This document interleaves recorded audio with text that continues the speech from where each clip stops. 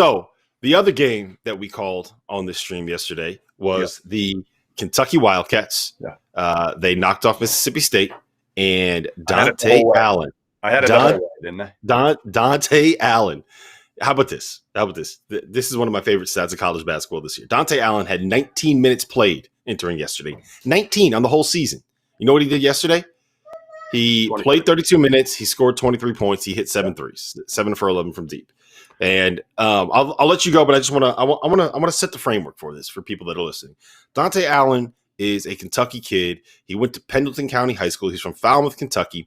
He grew up a Kentucky fan.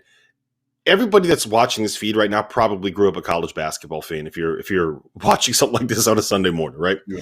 Which means that at some point when you were a kid, you had those dreams where you came in off the bench and you buried 6 or 7 threes for your favorite college basketball program and led them to a win, ending a 6-game winning streak, something like that, right? That's Dontaie Allen just lived out every college basketball fan's dream, like every kid's dream. And I just think it's so cool. I'm so happy for him.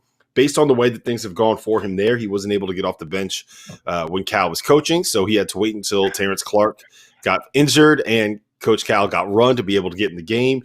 So, yeah, I mean, I don't know. I don't want to overstate it, but I do think that making – the biggest thing with this Kentucky team is they couldn't make shots. Right. And since they couldn't make shots, there was no space for anybody in the post. There was no space for BJ Boston to be able to operate. I think that having space will make it easier for Devin Askew to acclimate to the college level. So now the big question is, Rob, was this a one-off or is this going to be Dontaie Allen, who is, I think it was cool, and I tweeted this. ESPN didn't have him ranked. They've signed 11 players in the last 2 years. He's the only one that wasn't ranked on ESPN. I also said he wasn't ranked on 24/7, and Brian Snow jumped down my throat because if you look, they list the composite ranking. I don't know why the hell they list the composite ranking anyway. If I'm 24/7, all I care about is my own ranking. Say hi, Jeff. Say hi, hello. Jeff. We have a guest today. Say hi, Jeff. All right, yeah, keep going. So, I love how Brian Snow was all offended that you're like, look, we had him in the top 100. He was 99. That's 99, how good he was. We had him 99. Exactly, dude. You barely had him in. Okay. Anyway, the big question mark is twofold. It's an awesome story and it's great for Dontaie Allen. But now the big question is, what does this do for Kentucky? Right? Is this a one-off? Is Dontaie Allen going to be a guy who's going to be able to make shots consistently? And what happens when Terrence Clark comes back? Like, that's the part that's going to be the most intriguing to all this because Terrence Clark came in as a one and done. He's been pretty bad. Now, so has Brandon Boston. Both of those guys have not been good. Brandon Boston shooting, like 10% from 3? I mean, it's unbelievable. So anyway, what do you do now when Clark comes back? How does this work? Because Terrence Clark firmly came here thinking he's a one and done. So did Brandon Boston.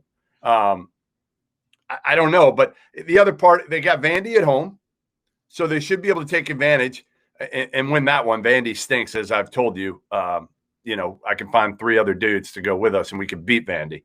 And then they got a tough stretch, but they can get some momentum. They can get some confidence here with Vandy.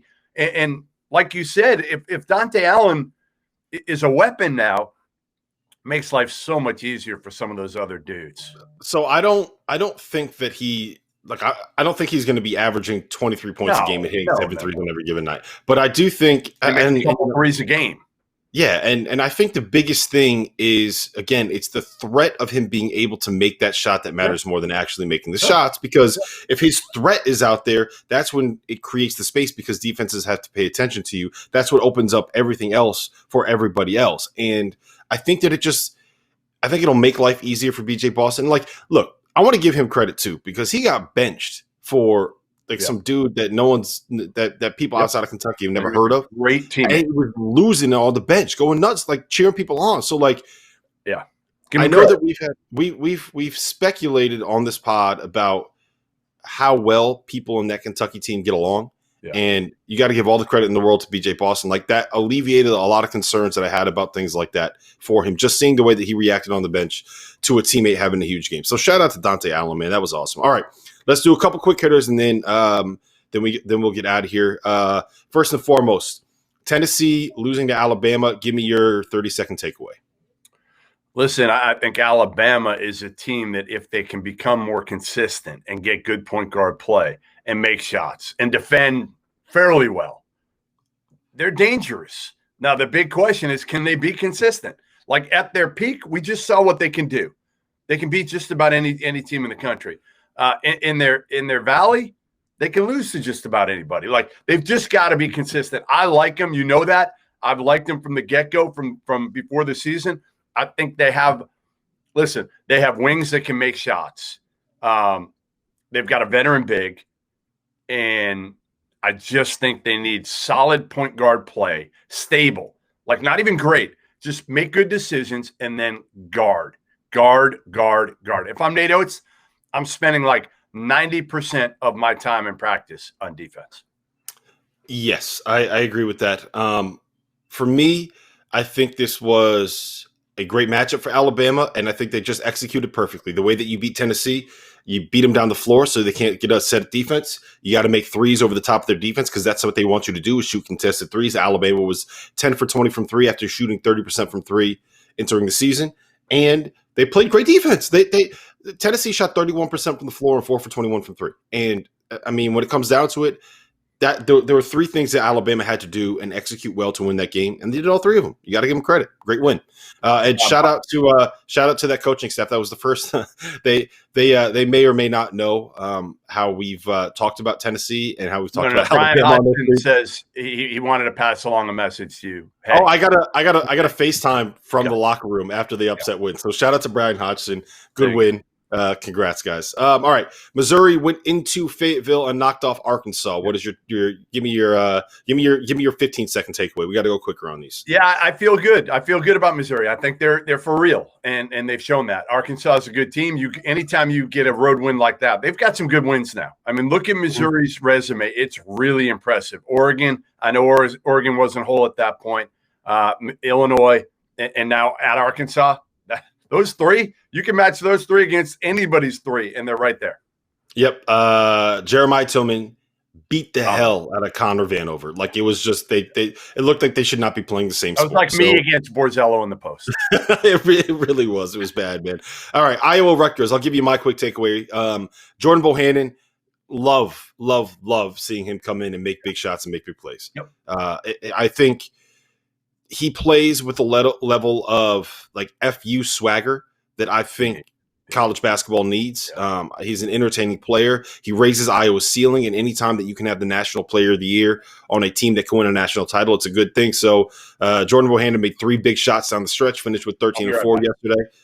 So great win, great performance by Jordan Bohannon. We are out of Jeff Goodman is gone, but I'll roll through a couple more things real quick. Another one, Cade Cunningham is already getting all-star whistles. You saw the foul call that he got on the 3. We had Christian Bishop landing a buzzer-beating poster dunk for the win at Providence. I don't know if you saw it, Jeff, but our Welcome to the J podcast with Jahen's Manigat. Yeah. I was live with him getting ready for the live stream. Really? And I was about a minute ahead, so I watched it happen, and I videoed his reaction on the broadcast. It was pretty close. Like, oh damn!